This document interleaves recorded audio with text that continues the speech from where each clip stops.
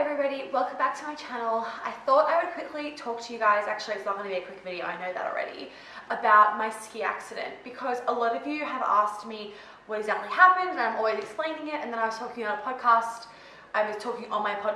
the other day, and I was like, oh, I need to explain fully what is happening so you guys are in the loop, so you don't have to ask me questions, and so that you know what is going on, and when I'm talking just about stuff you understand what I'm talking about. So on New Year's Eve, the 23rd of December 2017, I had a pretty damn horrific ski accident.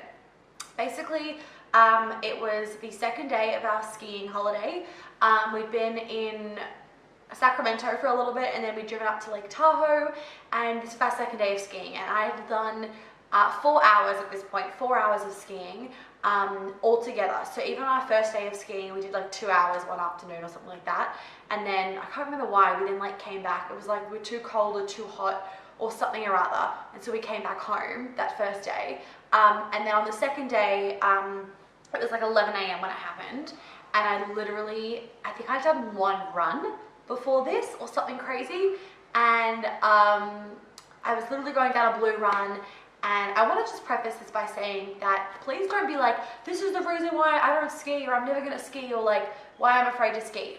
No. This can happen to anybody. It is more likely that you're going to get hit by a car walking down the side of the street than have this happen, because I'm actually a qualified ski instructor. So on my gap year, I did my ski instructing certificate in Whistler.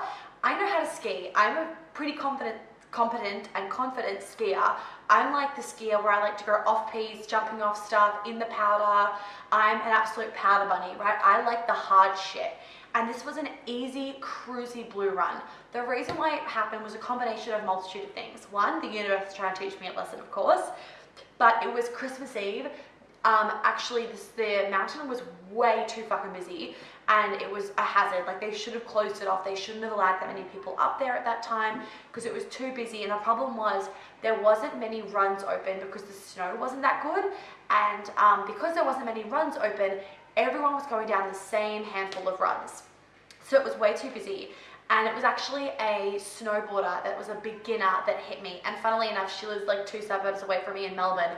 What a coincidence, where you're on the other side of the world skiing in Lake Tahoe. And out of everybody there on the mountain, you know, somebody hits you that's like from 2 suburbs away. Anyway, so basically what happened was I was just like going down the run, and she came, what was happening? I was like turning, and instead of her turning as well, when we were like that, she didn't turn, she came straight into me, and my bindings were also on too tight. And what was funny was that my intuition beforehand, like before we started skiing, was like, get your bindings checked, Monica, it's been a while since you've been skiing, and I hadn't got my bindings looked at since I skied before that, which was maybe 3 years ago or 2 years ago before that. So it had been a while. I don't know why I didn't get my bindings checked. It was like, I'm not going to blame it on Dad, but I'm very 99.9% sure that he was like, it's fine, like they'll be fine. And so I just kind of was like, yeah, they'll be fine, whatevs. And they were way too tight. So when I fell, my ski boot didn't come out of my skis, and therefore my knee just like twisted or did something. I don't even know what happened. And I just was in agonizing pain. Initially I was like, this is just a typical Monica accident, I've just like fucking done nothing, but it hurts. And I literally said, actually my family nearly skied past me because they didn't know it was me, because like I'm never the one to like fall over because I'm a good skier. Anyway, without sounding cocky, and initially I was like, nah, I've just like twisted something, like it's fine. I was like, I just need to go down the mountain and have a breather, I'm fine. Because I had a bad ski accident as well when I was doing my ski instructor thing, and it turned out like the pain, I went into a tree, and the pain was so horrific, they thought it was like I tore my ACL, and especially because I like ran into a fucking tree. But I actually like tore some other part of my knee that was like way more minor, and it healed pretty quickly. I was on crutches for 2 weeks while I was over there, and then I was back skiing again. Not as hard, but like I was fine. So I thought that was going to be the same thing again. And like Dad was like, you've probably dislocated your knee, like they'll be able to pop back into place. What, it'll be a week off skiing and then it'll be fine. And so we were all like, yeah, it'll be fine. And then the pain was getting horrendous. I was still lying on the floor, and then I was like, no, I need someone to get me down. I can't get up. Somebody needs to come and take me down the mountain. I just need to get down the mountain. And then ski patrol guys came and the pain was getting so horrific. You know when the pain gets to the point where you actually want to die? That was the pain. It was like next level. I was staring at the sky and I was just dreaming for a helicopter to come and lift me out and for all the pain to be taken away. So the ski patrol guys came and they were like, did you hear a pop or a crack or like anything snap? And I was like, no, I heard nothing. Like, you know, I'm just being a drama queen. Just get me down the fucking mountain. I'll be fine. Anyway, then they couldn't give me any drugs or anything. They gave me some oxygen. Well, it helps because like your cells need oxygen. It helps relax you and stuff. But still, I was like, really? Like I need a fucking like, what are those like red whistle things? I need one of them, like make the pain go away. Anyway, it was actually a couple of weeks after, oh no, I'll tell you that in a second. Anyway, and so then they were trying to get me on like the snowboard thingy where you lie in it and they like ski you down, which is just horrible. You're like bumping the whole way down. It's painful as fuck. It looks fun. It's not fun. Anyway, and so then they were trying to get me into it and I was like screaming my fucking tits off. Like literally probably Aussies could have heard it from Lake Tahoe. Like I was screaming. It was so painful, any slight movements.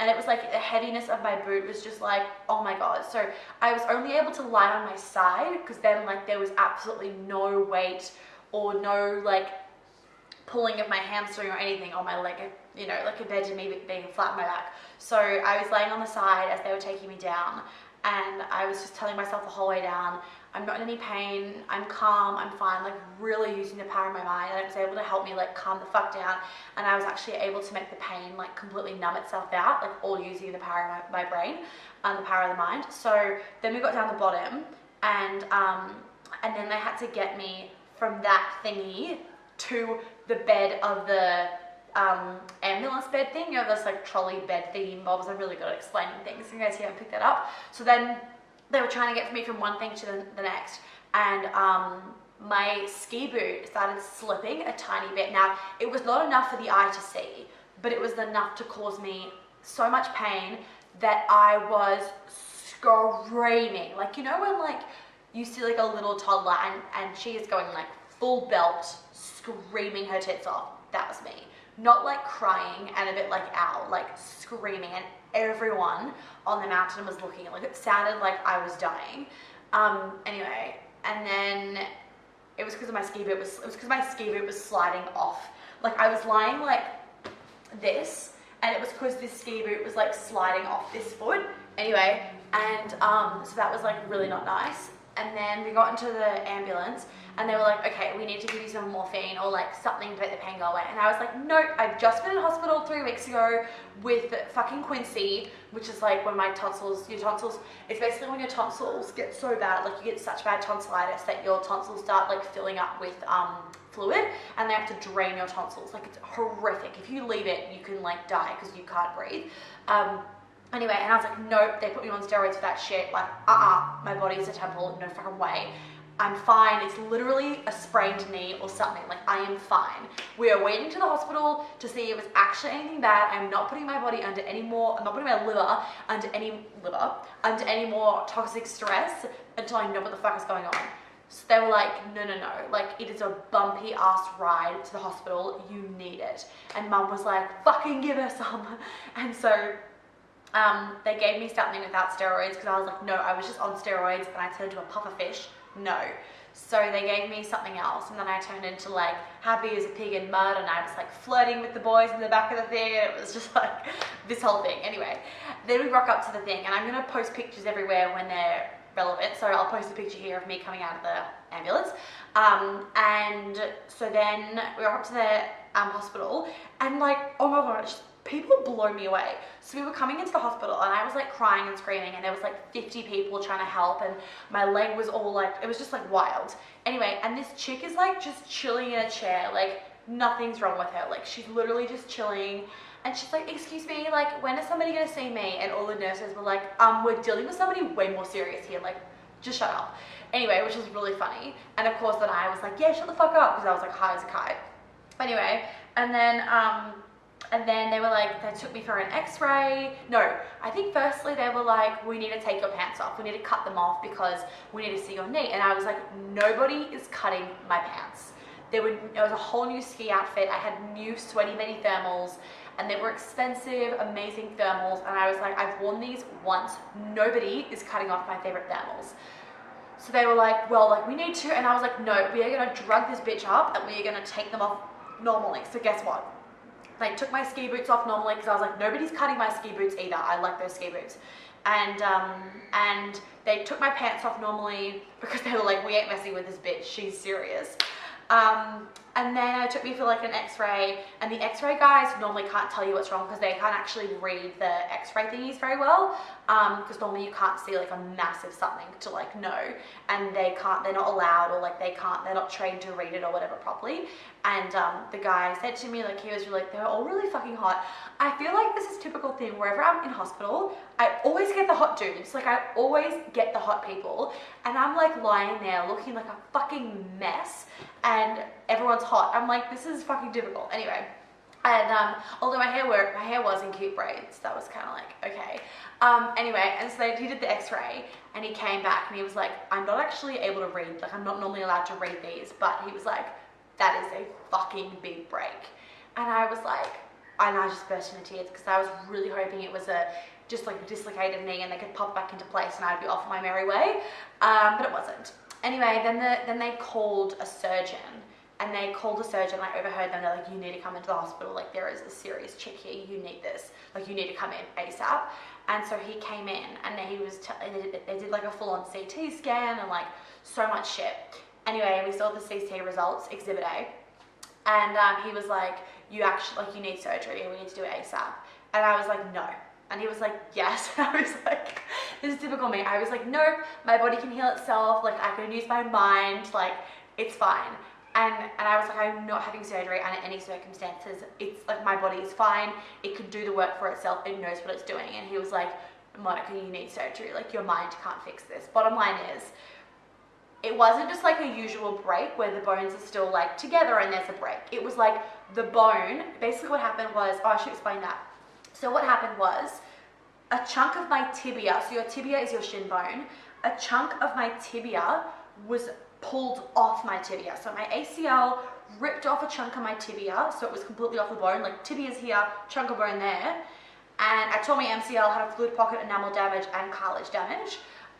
So that like bone off bone, right? Like completely not together. And he was like, they aren't going to come back. Like, we need to put metal in there to bring the bones back for them to heal. Like, it's not like it's a normal break or like a normal fracture. And so I was just like hysterical because it was the second day and I've been looking forward to this ski holiday for so long. And if you'd been following me beforehand, like, you would know that. Like, I love the snow. I love skiing. I was so fucking excited to go on this holiday. And it was just like, what the fuck? Like, how? Anyway, and then it was like, you're going to be on crutches for 3 months. Like, you know, you got a long road ahead of you. Like, we're going to do a big surgery. Blah, blah, blah. This is what we're going to have to do. And I was just like, even just talking about this now, it makes me really upset. Because it was just like, I wanted the holiday so badly. Oh my God, I'm not going to cry, but I am. I wanted the holiday so badly, and it was just like a massive, like, not just for me, for my whole family as well. Anyway, and it was Christmas Eve, and the biggest thing actually was I was like, no, I'm going home for Christmas. And they were like, no, you can't, like, you can't, because Nurofen isn't enough of a painkiller with what you're going through.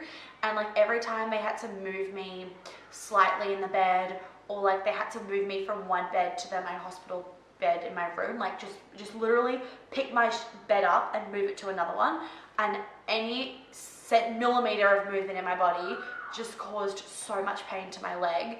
And so I was like, I was screaming all the time. Anyway, and it was pretty horrible. Like, my body was full on in fight or flight, like, we need to save Monica, she's dying sort of response. Anyway, and then I obviously had to have the surgery. Initially, they were going to wait about 4 days for the inflammation to go down, but I was in so much extravagant pain that I was like, I need this done. Like, I can't sit here and wait with a fucked up leg. I need to have the surgery right now. At least that pain afterwards will be like, it's done. Like, it's just a healing pain now. So they put me in surgery a little bit earlier than expected. Of course, on Christmas Day, like, Dad brought in the full Christmas meal. They were so amazing, so accommodating. It's funny how the hospital system is so different in America. Like, yes, it's so fucking expensive, but the quality of service is extraordinary. thank God for travel insurance as well. Like if you ever need travel insurance, make sure you get Amex, because we did Amex travel insurance and they were incredible, like no questions asked. Anyway, and then so we had Christmas in the hospital. For the first time ever, I barely ate anything for Christmas. Like I literally ate like nothing. So it was really hard for my family as well, and really hard for my mum and my dad to just see me in like so much constant pain. Fuck, this is really it was really hard for them to see me in so much. I'm just gonna okay, it was hard for them to see me in so much pain. And then what else happened? Oh yeah, so I had the surgery and it was 7.5 hours. And after the surgery, like it was a long surgery, they had, so my surgeon is the surgeon for the American ski team. I'd never seen a break that bad in his life. And then he also called in his dad, who was another surgeon for the American ski team. And they both operated on me, and then they had another surgeon as well. I don't know what he did, but they had another surgeon as well because it was that intense. Even the nurses were like, where is Monica? Like, this is the longest surgery. They just didn't think it was going to be that long. They said that when they opened me up, it was a lot worse than what they thought it was going to be. So they didn't actually initially know that there was going to be so much, they didn't actually know there was going to be a torn MCL and so much enamel damage and everything, but there was a lot. So hence and then like bits of my kneecap also shattered everywhere. So there's like little holes around my knee to like pull that out. Anyway, and then I came out of surgery, and of course for me, the most traumatic part of the whole thing was not being able to poo, because I was under anesthetic for so long that what can happen is like your main functions of your body can wake up, but sometimes parts of you can actually still stay asleep, which was traumatizing. It was so scary to be like, I am awake, but my body isn't. Like my mind was awake, and my heart was awake, and my lungs were awake, and I could breathe, although they had me on like a breathing thing for ages because I wasn't breathing that much. But then to not be able to poo was like horrific. I was like, I need to poo. I need to get this shit out of my system. Anyway, so they had to, I was sitting on the toilet for hours in so much pain. My mum was sitting on the floor holding my leg up to try and make the pain go away.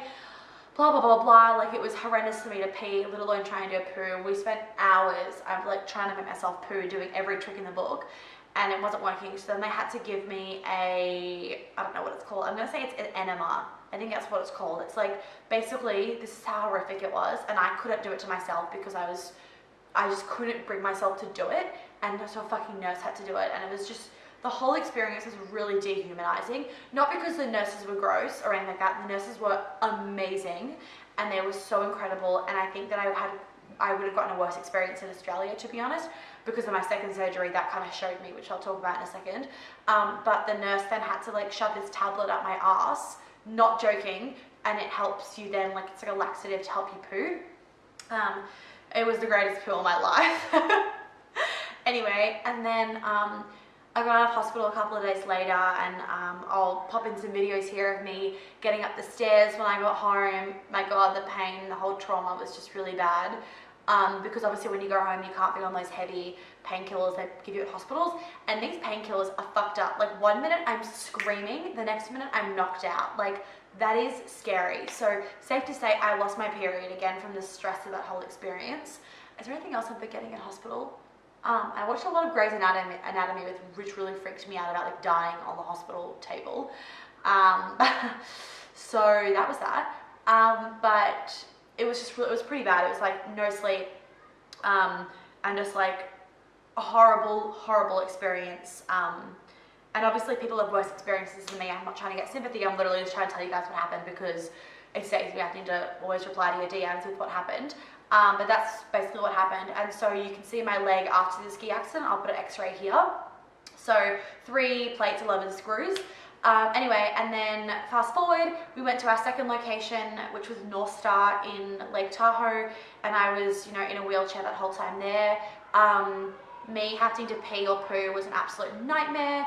I had one of those like toilets that were like portable they have in hospitals, and I would literally be pooing in the lounge room and stuff, because the effort of getting me down a few stairs to go to the bathroom was traumatizing for like me, but also like my parents. Just like so much stress, because not because it was like a stressful experience, it was stressful, but because I was screaming in so much pain, then my mum would be stressed because I was stressed, and like that's just like a mother-daughter thing, and same with like even my dad. So that was pretty shit. Spent a lot of time crying and screaming, and I'll actually chop in some videos right here with some videos that my mum took to show me, to document a little bit of like how bad it was. And then after we were in North Star, we then had to travel to Colorado. So I was on the plane, and we had to get 2 different cars as well, because like I would have to lie crossways in the back of the car with my leg up. I couldn't have it bent, so I couldn't sit normally in a car. So we were always driving 2 cars from now on. And then when we had to go to the airport, that was a whole nother debacle. Oh my God, it was so bad going through security. They thought I had a bomb in my leg, like what?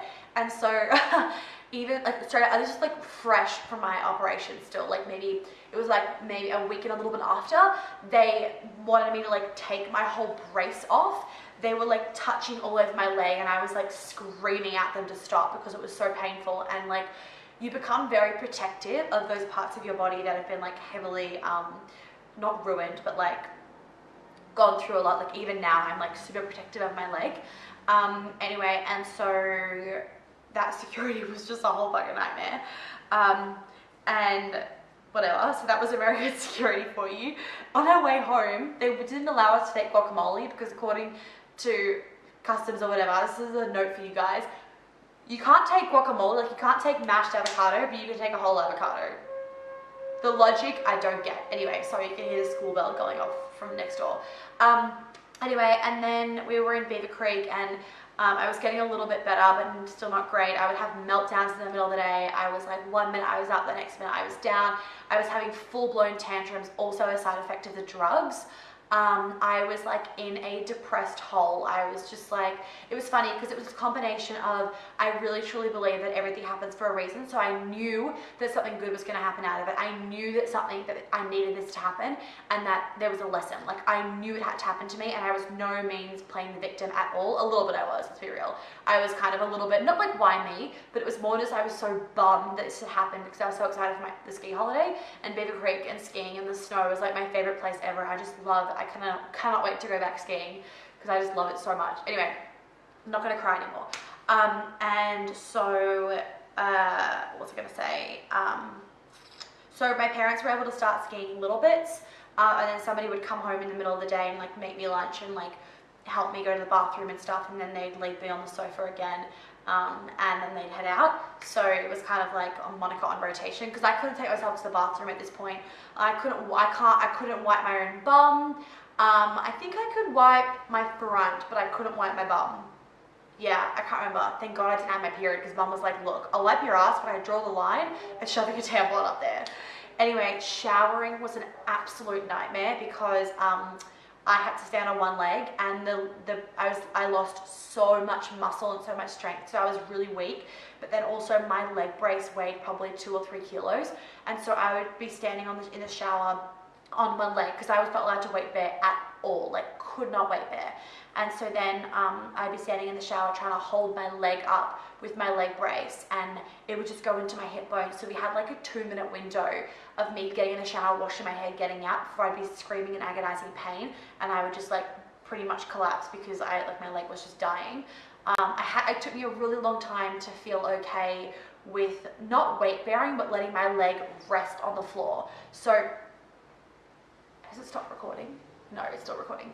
So when you're standing on one leg, you can like let the body weight of your other leg like fall into the floor. But I hadn't figured that out, so I was too afraid to put my leg down because I didn't want to weight bear. So it took me a long time to be able to figure that out for the shower situation. And that was really bad. And and I'm not good with gory stuff. And like seeing the stitches and how bruised my leg was. Oh, and the worst bit of all was not being able to sleep. Like I could not sleep. I would try and sleep for a little bit. When I first get into bed, it would mostly be like I had to put on a meditation, but I was so uncomfortable. I had to lie on my back, so my back was always sore. I couldn't lie on either side. I had to have my leg raised. I'd have to take narcotics, and it would give me 4 hours sleep, and then I'd wake up, and that'd be the end of my sleep. And then the next time I would sleep was when I'd pretty much cry myself to sleep, and then I would go to sleep again. Anyway, and then And then what happened? So we're in Beaver Creek.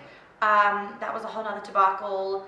And then it was really, I got a phone call. I was doing a work phone call and I couldn't like not do it. So I was like, fuck it. I'm just gonna have to like jazz myself up, and I just did it. And it was this massive pick me up. It was a massive pick me up, and I was like, right, I can do this. And it was actually a phone call of one of my Bender events, and which is a yoga event that I run in, it's from LA, that I run in Melbourne and Sydney. And I got we're having a meeting for it. And it was literally from that moment forward that I was like, I can do this. I just needed something positive. I needed something to be working towards. And so I started getting it back into my business, doing work, reading, researching, and it was just giving me a purpose, and it helped me feel so much better, and it helped my days go faster and me to be excited about the day ahead. So that really, really helped. And I was like, it was so beautiful. I was doing work and it was snowing outside, and I had my bulletproof coffees, and it was just decaf, and it was just like super amazing. And I had all my supplements that I was taking and all my essential oils to help me. If you have, oh, this is another thing actually, they had to pull my nerve out of the way. So in order for them to get the plates into my shin bone, they had to cut my calf off my bone, but it also meant they had to pull a nerve out of the way. And because of that, my nerve got very like hypersensitive, and so I was constantly getting these excruciating nerve pains. And if any of you have nerve pains, you know what it's like. You can't control it, you can't stop it, you have to wait it out, and it is horrendous pain. Like there's nothing you can do. And you can't hold it in. Like you cannot hold in nerve pain. Everybody knows when you have nerve pain, it's pretty bad. Anyway, and so that was not so great. I would just get it sporadically, and I'd be like screaming for 20 seconds, and then it would stop. So I started doing work a lot more, which gave me a really good purpose or whatever. And then basically slowly I started building myself up. So we came back to, luckily I got business class seat home, which was very painful and very interesting, because even in business class, your leg still isn't flat or above. It's still a little bit down. Like, I don't know whether any of you have flown business class, but if you're not the length of the seat, you slide down and it's just like fucking random. Anyway, whatever. So there's some pictures of me in business class where I have my leg like right up, looking like an idiot, but it was the only way for me to get through the flight. And I had to take some heavy narcotics as well to get me to sleep, and that was all fantastic. But at least I had Siete chips, which really kept me comfortable and made me feel good. Anyway, and then what happened? So I got home, and then the heat set in, and the heat was bad because it made my leg very swollen, but again, it was not too bad because I was able to, at least I was home and stuff, and whatnot. But I feel like in a way it was almost a little bit worse because I had stairs to go up and down, like to go to my bedroom and stuff. So I basically stay upstairs all day, and it really set into stone like what had happened, and I wanted to just do life, but I couldn't, and I couldn't do it as well. So everything was a little more challenging. And as soon as I was able to start like properly using my crutches and getting around, then I was able to start driving. And that made things a little better because I had a bit more freedom, within reason, of course. Anyway, so I started basically, this tattoo here, if any of you have seen this tattoo, it's a snowflake, and I got that after my ski accident. And it's a reminder of everything I learned. And sort of one of the biggest things I learned is that you think that you're capable of X, but you are capable of so much more. Like, I thought that I wasn't going to be able to do any work, that everything was going to stop, my life was going to be grind to a massive halt when I had my ski accident, but it absolutely didn't. It challenged me in the best way possible. It proved to me that I am capable of so much more than what I give myself credit for. I just want to check this is still recording. Yeah. I am capable of so much more than I give myself credit for. And I was so proud of myself with the amount of work that I was able to do with it, and I was able to really use it to my advantage. So that's sort of how I like reworked my mindset around it, and I knew it was coming for a good reason and teaching me something. But let me tell you, the tantrums are pretty horrific, and I'm going to try and find as many videos as I can and pop them in here, maybe towards the end, just to show you guys some of the real life stuff.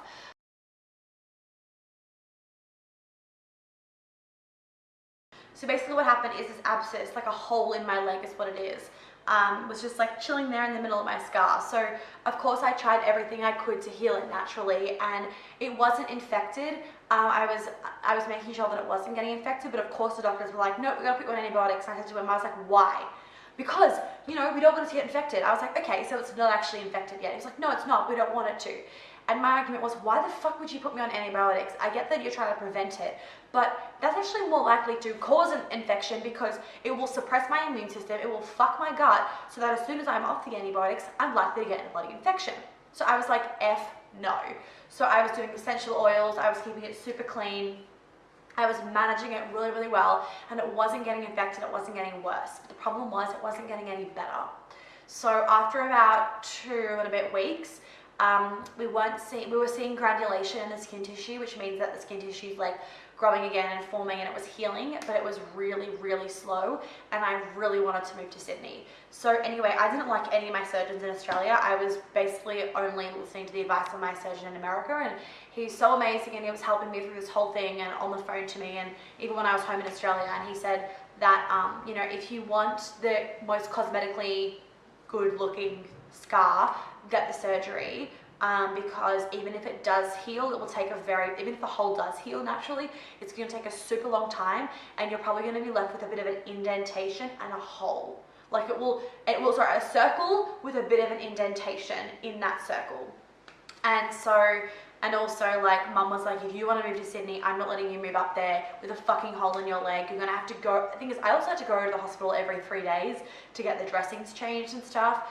And so I was just like, okay. And then Jeff, my surgeon in America, also was really concerned because I was barely able to bend and straighten my leg. And at this point, we were trying to get some mobility going, and it was so stuck. Like, I could not bend and straighten it. Like, it was like a millimeter each way. Like, it just wasn't working. And he was like, I'm really concerned about the amount of scar tissue. And if you don't tear through that scar tissue and start to get it moving, he was like, you're gonna have to have another surgery to clean out all that scar tissue so you can move your fucking knee. And so I was like, okay, I do not want that. So we went in for the other surgery, and it was so funny because there's this quote of what resists persists.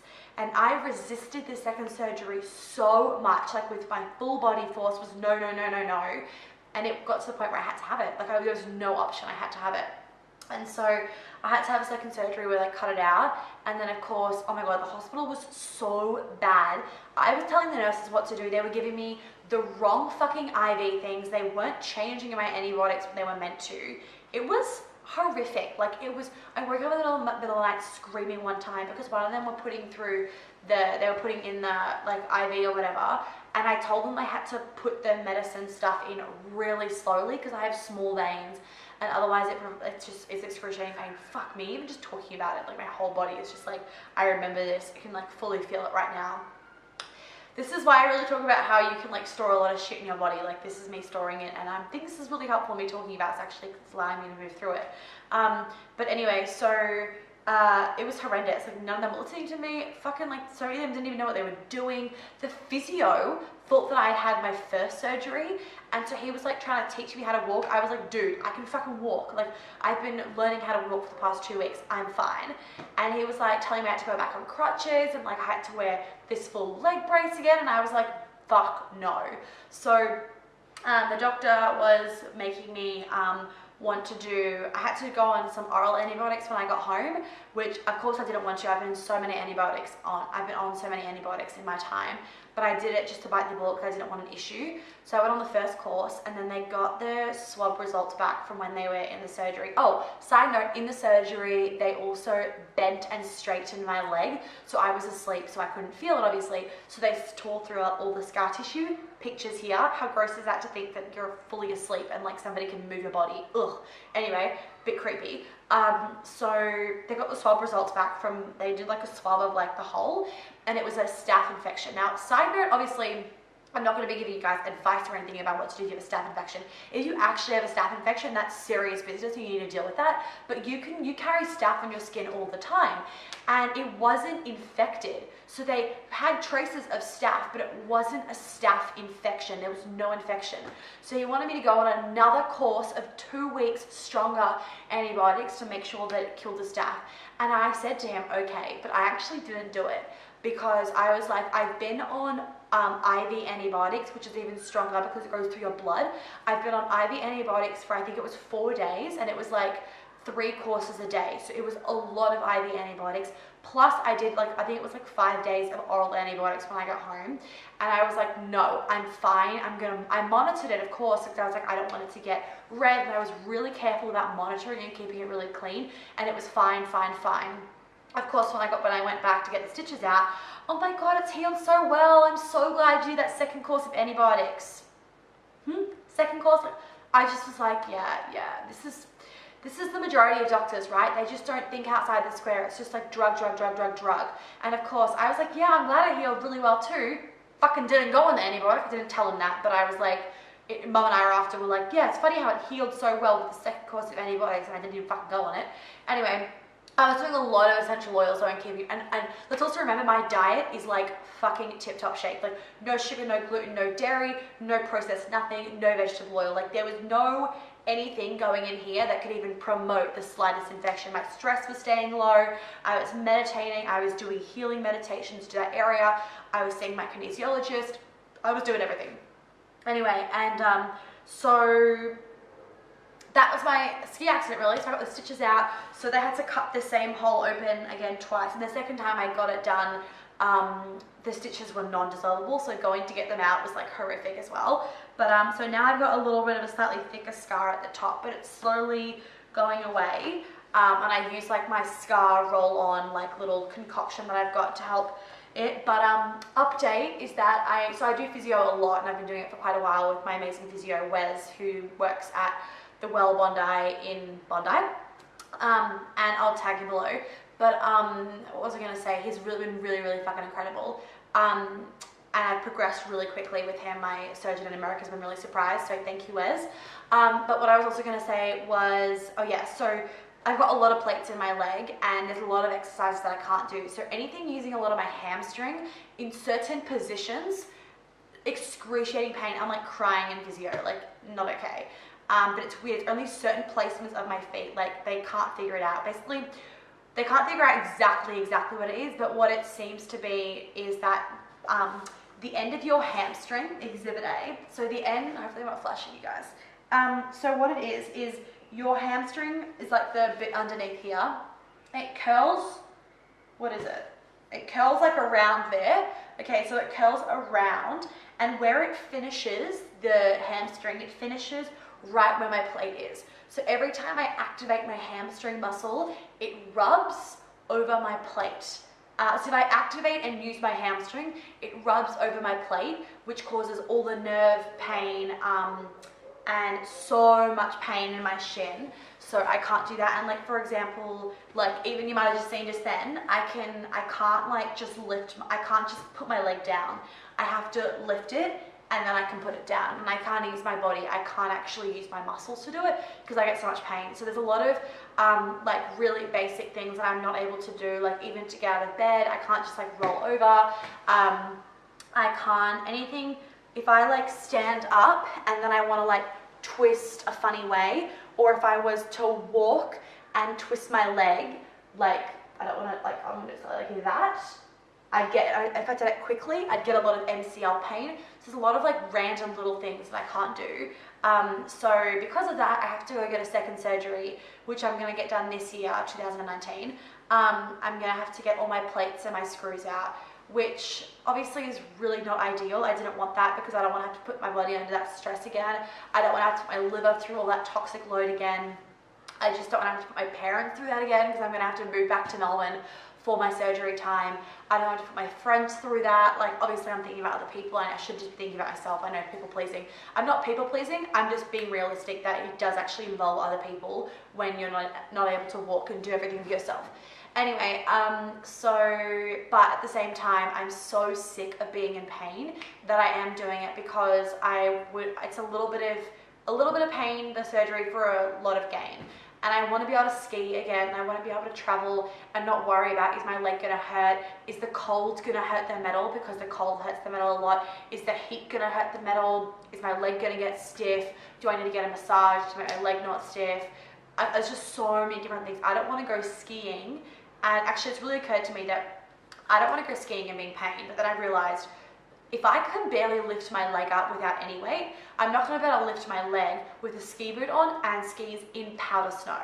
So it just sort of was like, I need to get it done if I want to be able to live a happy and amazing, fulfilled life. So I'm gonna get it done, and then it will be fully over and done with. I don't have to deal with any more pain anymore. So that will be soon. Maybe I should like vlog or like record the accident. I'll put an Instagram poll up and see whether you guys are interested in that. So I'm gonna go back to Lake Tahoe in about a month and see my surgeon again, just to get like a checkup and for him to see it all, and I want his opinion because I trust him and my physio the most. Everybody else has just been like freaking annoying. And one other guy, Tim Woods, who's like I can't remember his exact title. He's not a surgeon, but he's like somebody in the middle. He's not a physio. It's like physio, him, surgeon in terms of like hierarchy. It's physio, him, shin pain. Oh, well, you guys have experienced it. Okay, so that's sort of the random shit that I get where it's just like all of a sudden pain and I can't explain what it is and I can't make it go away. It just like happens and I have to just deal with it. And even sometimes I will like come home from walking and I'll take my shoes off and then all of a sudden I will take one step and then my knee will completely give way and I'm like basically on the floor screaming. I can't explain it. It's the weirdest, sharpest pains. Anyway, so that is my whole ski accident. I don't think I've missed anything. Got another surgery, which I will then like talk to you guys about that. But I'm happy and healthy and I've met so many amazing people along the way.